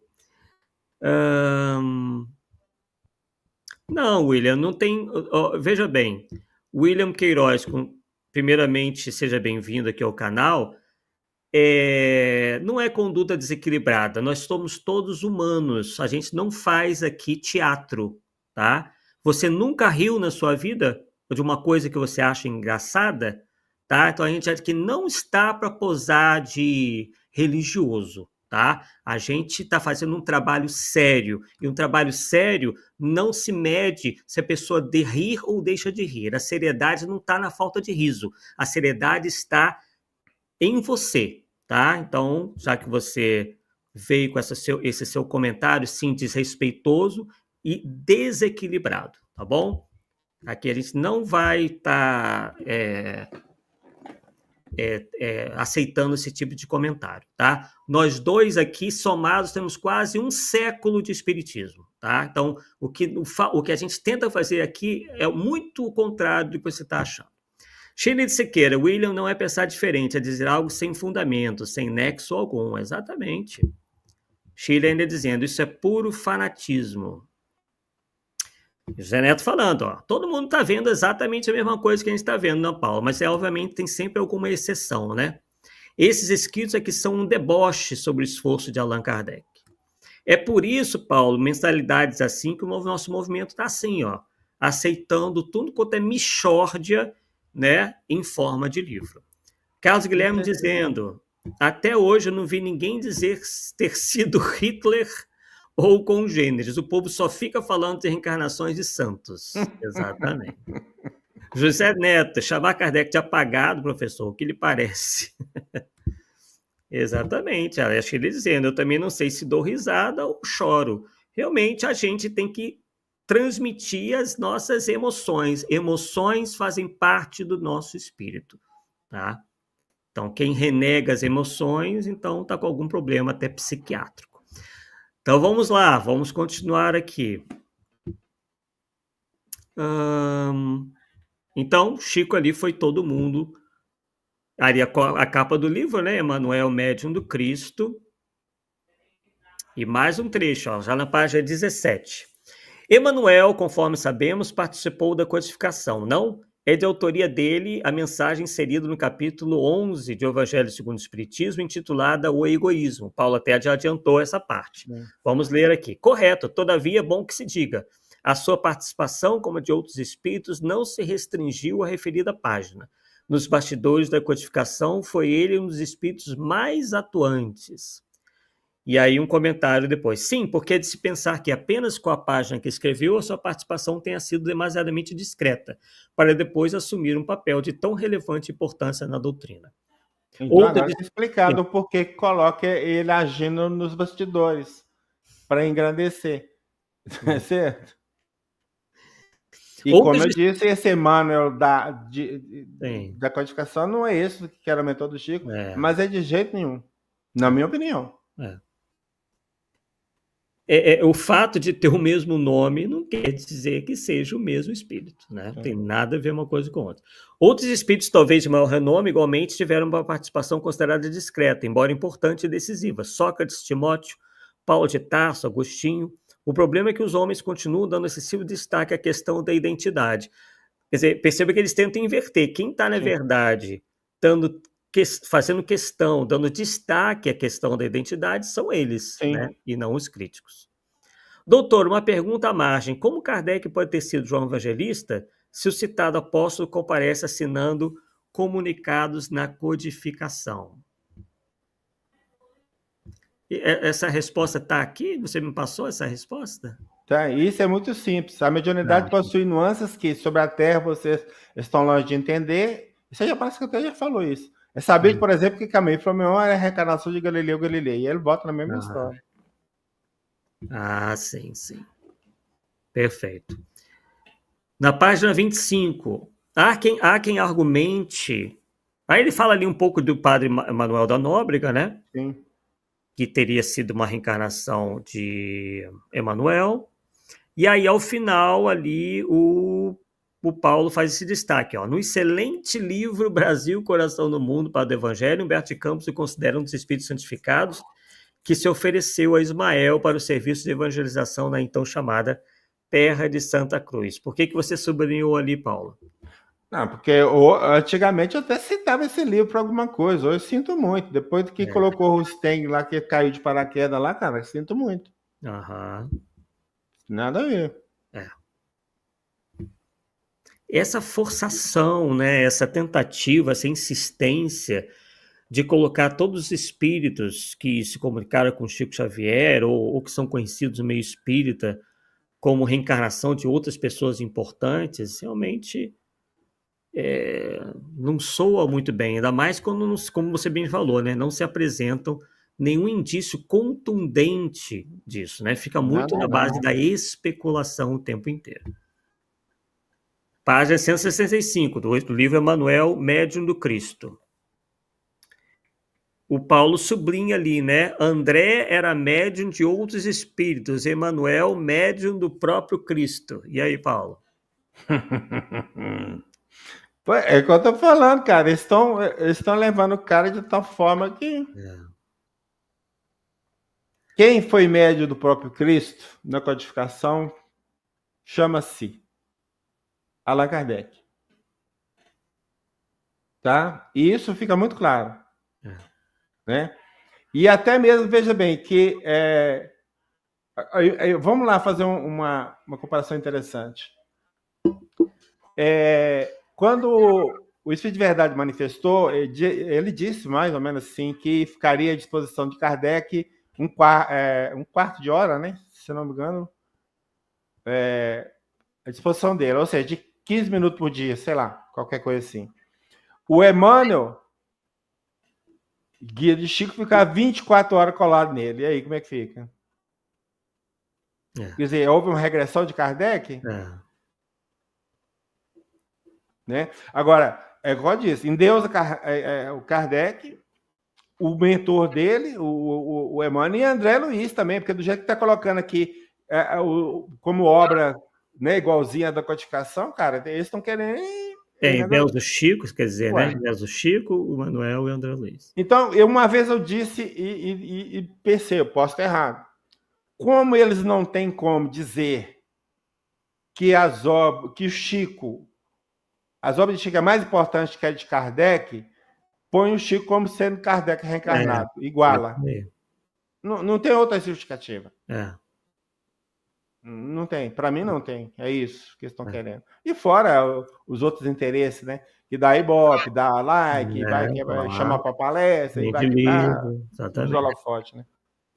Exatamente. Eles pegam carona nisso para também haver uma exaltação em torno deles próprios. Também, o holofote cai em cima deles. Ah lá, o amigo do Chico, olha lá, o amigo do Chico vai falar aqui para nós hoje, né? Como se diz, né? Tão amigo do Chico que o Chico não queria ele nem pintado de ouro na frente, como foi demonstrado ali, né? Na reportagem. Ainda do Emmanuel Médium do Cristo, no final ali, né? Vou ler um pouquinho antes para o pessoal entender melhor. O que o senhor acha que Neio Lúcio, falando pela espiritualidade superior, quis dizer com tais palavras? Aí tem lá alguns trechos, né? Que o médium, para produzir, tem que apanhar, meu filho. Isso, doutor Inácio sorri. Esse sorriso não vai ter crítica, né? O doutor Inácio rindo, dizendo que o médium tem que apanhar, ninguém fala nada. Mas o Arthur e o Paulo Neto não pode soltar aqui um riso. Ué, meu Arthur, você não vai falar dele mandando banana para os outros, não? Você não mostrou, não? O quê? Doutor Inácio dando banana para os outros, não acreditar nele, ó, banana para vocês. Tem essa parte mesmo. Não sei se está aqui, eu acho que não. Aí tá, que o médium, para produzir, tem que apanhar, meu filho. O doutor Inácio sorri. Mas só o médium, doutor? O espírito não? Quer dizer, o outro né, queria que o espírito também apanhasse. O espírito apanha do lado de cá. O doutor Inácio torna a sorrir. O senhor diria de que as revelações efetuadas por André Luiz superam as de Allan Kardec? Não, elas se equivalem. Olha lá, Paulo. Aí. São interdependentes. André Luiz sem Kardec seria menos entendido, e Kardec sem André Luiz menos substancioso e fascinante. Ah, cara, sinto muito. Sinto muito. Meu Deus do céu. E ainda pegaram a gente de bom humor, né, Paulo? Porque se a gente tivesse de mau humor, a gente estaria aqui tentando a lenha, né? Mas a gente não está fazendo isso, está preferindo só dar umas poucas risadas.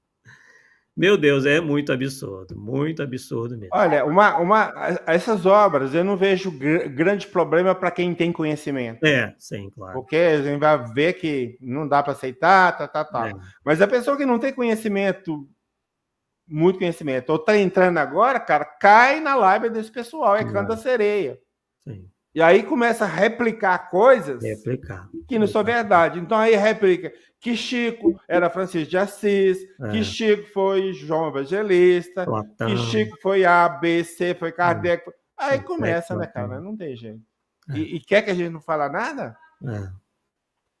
Quer dizer, para muita gente, só eles podem falar. Só eles têm, né? Agora, você não pode discordar. E pior, não é uma simples discordância. A discordância que é feita através, principalmente do trabalho do Paulo Neto, é uma discordância fundamentada, né? Apontando todos os deslizes, as incoerências, as contradições, né? Mas no próximo programa que nós vamos continuar esse aí, que a parte que eu vou falar, eu vou trazer todas as provas que eu tenho. Eu não falo de achismo. Isso aí. Eu vou mostrar onde que está o problema, né? Que é totalmente diferente. Sim. E quando eu acho, eu falo assim, Arthur, eu acho. Eu deixo bem claro que é opinião, para não confundir o ouvinte ou o leitor.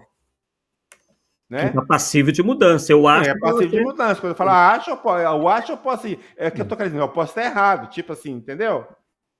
Mas o que eu penso é assim, mas quando é algo fundamentado em uma hora, é o que está lá, cara, sem chance. Sem chance. Exatamente. E aí vamos para o último slide. Vamos lá ver a última afirmação ali. Os espíritas dispõem de uma riqueza espiritual nas mãos, que infelizmente são poucos os que sabem avaliar. Os chamados romances de Emanuel são a autêntica história do cristianismo em seus primórdios. E o livro Renúncia, por assim dizer, é a antevéspera do advento do espiritismo em meados do século XIX. Então, primeira afirmação, Paulo, os romances de Emanuel são a autêntica história do cristianismo, ou você vê que há coerência perante os estudos do cristianismo primitivo, do Jesus histórico? Como é que é isso? Ou não? Eu não vejo, não, sabe? Tudo que você cai na faixa de romance, os romances têm um problema sério. Que mesmo um romance histórico, ele pode ter muita coisa criada pelo autor. Ele dá essa liberdade, tá? Então, no meu caso, por exemplo, eu não uso nada de romance para argumentar nada. Como fonte de referência, por exemplo, né? Não uso. Justamente por ter essa dificuldade. Então, nos romances de Emmanuel, ele fala do que os livros de Mateus circulavam, quando a gente sabe que os evangelhos foram escritos aproximadamente 30 anos, mais ou menos, depois da morte de Jesus, que o primeiro, segundo consta aí, seria o de Marcos, né? Depois o Mateus, 30 a 40 anos. Quer dizer, como é que estava circulando lá? E, na verdade, cada um escreveu o seu. E mais ainda, ou pior ainda, os nomes que tem lá, já falei uma vez e repito, os nomes que tem nos títulos dos evangelhos não designam os seus autores. Quem fala isso aqui não sou eu, são os estudiosos da atualidade, mas não aceita mesmo. Nem o Apocalipse ser de João. É um João velho que Deus sabe quem é. Só Deus sabe quem é. Não é o João evangelista, o discípulo de Jesus. E aí, essa misturança toda, né, falta do contexto histórico, falta da atualização do conhecimento bíblico, das informações em cima da Bíblia, via estudo de comparação, via pesquisa arqueológica, leva os caras a ficar defendendo coisas que já deviam ter passado há muito tempo. Exatamente. Bem, vamos ver algumas perguntas aqui. Deixa eu ver se eu consigo... Ah, tá. Vamos voltar aqui para o nosso... Pronto. Vamos ver algumas perguntas. Parece que eu teve algumas perguntas aqui no final. O José Neto aqui comentando, né? A que nível chegou o movimento espírita? Rebaixa o Kardec por não terem coragem de se aprofundar em sua obra. Carlos Guilherme, e o pior é que esses médios não escrevem somente um livro, mas é uma enxurrada deles, um livro atrás do outro, sempre com novas revelações, entre aspas, bombásticas. Exatamente isso, Carlos Guilherme. Sheila aqui concordando, né? José Neto, os livros de Emanuel estão lotados de anacronismos e até plágio de outros autores. Isso é a opinião do José Neto. Cláudio Pecorari aí nos direcionando uma pergunta. Paulo e Arthur, tais obras venderam muito? Vendem muito, né, Paulo? Sim. José Neto aqui concordando com Paulo. As questões históricas não batem com as pesquisas. É isso aí. Bem, então... Aí tiveram muitas edições, possivelmente sim, né? Porque esses livros... cai muito no gosto popular, porque a maioria não gosta de... Compartilha só isso aí, Arthur. Tá, vamos lá.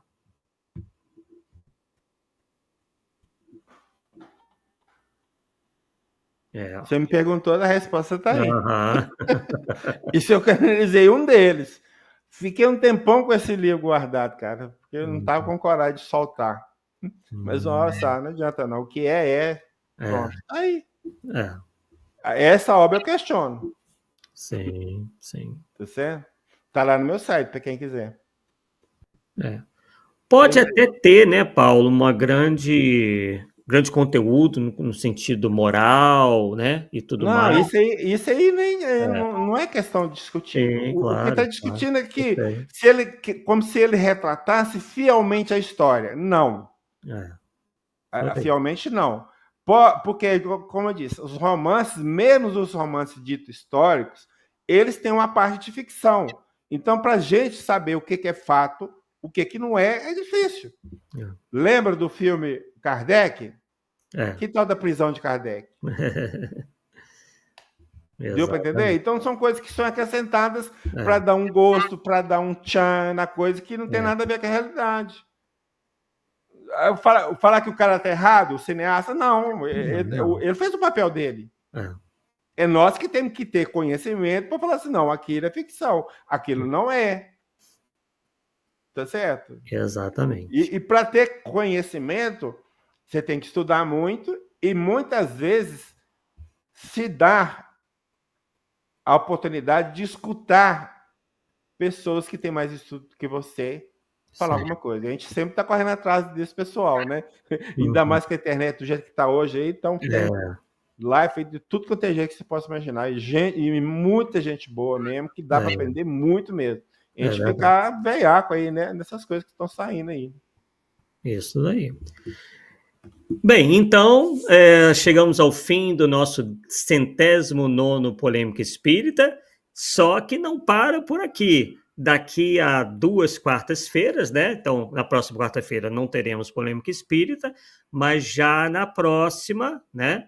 Teremos, então, voltaremos a essa questão aí dessa literatura, principalmente advinda do médium Carlos Bacelli, onde ele lá afirma psicografar mensagens, né, do doutor Inácio, né, que nós apresentamos aqui, inclusive, né, Paulo, para a gente, antes de encerrar, apresenta traços de personalidade que o doutor Inácio não tinha, né, quando encarnado. Sem chance. Debochado. E rude, dando patada em todo mundo, né? Então, realmente, muita coisa estranha nessa literatura, e estamos fazendo, como dissemos há pouco, aquilo que Kardec sempre nos pediu, para que tudo que viesse do mundo espiritual passasse por uma análise severa, né? Termo, inclusive, utilizado pelo próprio Allan Kardec. Rosário Rezende dizendo, paz plena, uma reunião mediúnica em 1984, onde a gente falou em segunda morte com o fim do espírito. Comentei sobre a pergunta 118 do Livro dos Espíritos. Tem muita teoria, né, antidoutrinária por aí, e que o pessoal, por vezes, nem consegue sustentar de maneira racional. Bem, então é isso, Paulo. Alguma consideração final antes do nosso encerramento? É só como eu já tinha falado na hora que você saiu do ar aí, que nós fizemos um trabalho, né, sobre o tema. Você fez sua parte, eu fiz a minha. Eu não sei o que você tinha, eu não sabia o que você tinha feito, sei agora, né? Porque, claro. Então, como eu falei com o pessoal, assim, que pode ter coisas que você falou que eu vou falar também. Mas só que eu vou apresentar muitas vezes a informação. Por exemplo, quando eu vou falar das profecias, por exemplo, eu vou citar o texto, eu vou mostrar a coisa mais objetivamente. Então, eu acho que vai acrescentar, tá? Claro, sim, perfeito. Vai ser interessante, sim. Vai ser um aprofundamento, né? Um aprofundamento e mostrar que a gente não está aqui sem base, vamos dizer assim, né, Arthur? A gente tem base, sim. Muitas vezes aqui a gente não apresenta na fala da gente para tornar a live mais dinâmica, né? Mas como eu tenho um viés de pesquisador e não tem como largar isso, eu tenho entranhado mesmo, né? Então eu gosto sempre de apresentar as fontes e aí vocês vão ter a oportunidade de ver coisas que nós vamos falar e que vai ter toda a fonte, toda a informação, ou contradizendo o que está lá, ou informando, ou dando outra informação do que está lá escrito e por aí afora. No mais, agradeço aí a todos a presença e a participação do pessoal. Pedimos desculpa, né, Arthur, pelos risos em excesso. Mas não tem como, cara. Não tem como. Do jeito que a gente lê essas coisas, sinceramente, não tem como não rir. É verdade. E aí, até a próxima oportunidade, né? Daqui a 15 dias. Isso aí. Daqui a 15 dias estaremos de volta com o nosso segundo programa, né? Polêmica Espírita desse ano que se inicia, de 2025, prometendo a vocês aí programas e temas muito interessantes, né? Para o ano inteiro. Então, um forte abraço a todos, tenham uma boa noite e até mais, pessoal. Tchau, tchau.